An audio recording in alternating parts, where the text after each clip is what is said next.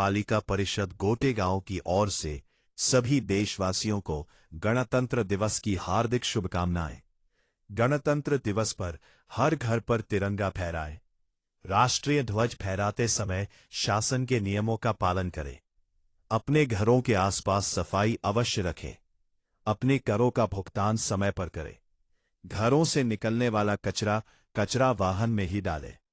निवेदक श्रीमती पूनम जितेंद्र ठाकुर, अध्यक्ष नगर पालिका परिषद गोटेगांव।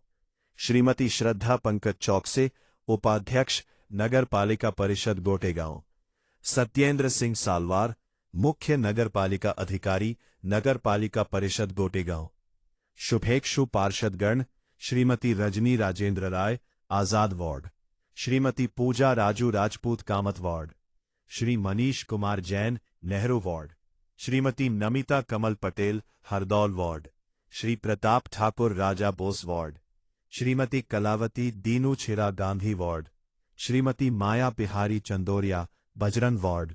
डॉक्टर जितेंद्र चौबे, गोरा देवी वार्ड।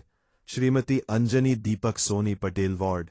श्री जितेंद्र पुरोहित, ठाकुर बाबा वार्ड। श्री दुलीचंद विश्वकर्मा, रुद्र वार्ड। श्रीमती वर्षा जगदीश श्रीवास, भगत सिंह वार्ड।